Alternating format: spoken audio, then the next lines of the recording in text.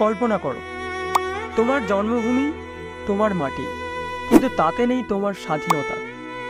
একটা সময় ছিল যখন বাংলার রাস্তায় রোদ পড়লেও বাতাসে ছিল ভয়ের গন্ধ।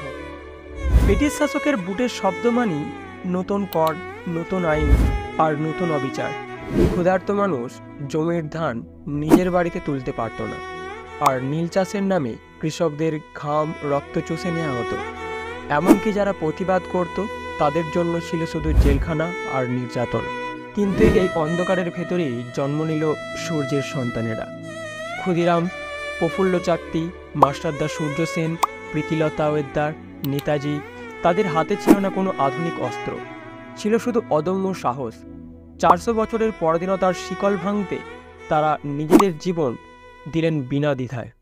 15ই আগস্ট 1947 ত্রিবর্ণ পতাকা উড়ল, জনতার চোখে জল, মুখে উল্লাস।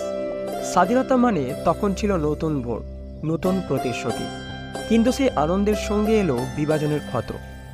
লাখো মানুষের শরণার্থী হয়ে পড়া, হিন্দু মুসলমান বিভাজনের দগধগে ক্ষত, যা আজও মুছে যায়নি। আজ দেশ এগিয়েছে অনেক।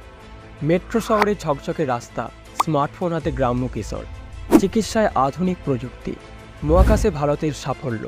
মেয়েরা স্কুলে যাচ্ছে, গ্লোবাল স্টেজে ভারতীয় বিজ্ঞানীরা আলো ছড়াচ্ছেন। কিন্তু এই আলোর পিছনে এখানে আছে গভীর ছায়া। বেকারত্বের দীর্ঘ তালিকা, দুর্নীতি নোখর, রাজনীতির নোংরা খেলা, আর আছে তিলোত্তমার মতো কিছু বাস্তব ঘটনা। এইসব ঘটনা মনে করিয়ে দেয় আমাদের স্বাধীনতার আসল শক্তি তখনই জাগ্রত হবে যখন প্রতিটি মানুষ ভয়মুক্ত, ন্যায় বিচারের নিশ্চয়তা আর মানবিক মর্যাদার আলোয় বাঁচতে পারবে। প্রশ্ন হচ্ছে, আমরা কি স্বপ্নের মতো স্বাধীনতার পথে এগিয়ে চলেছি? যখন প্রতিটি মানুষ নিরাপদ, সমান সুযোগ পায়, যখন সততা, পরিশ্রম আর ঐক্য আমাদের জীবনের ভিত্তি হয়, তখনই বলা যাবে আমাদের স্বাধীনতার যাত্রা সত্যিই সার্থক। ইতিহাস বলে অগ্রগতির পথ কখনো থেমে যায় না।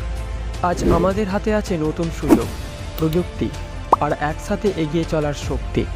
আসুন আমরা সবাই মিলে সেই শক্তিকে ব্যবহার করে আগামী প্রজন্মের জন্য আরও সুন্দর, সমৃদ্ধ ও সবার জন্য সমান সুযোগে ভরা ভারত গড়ে তুলি।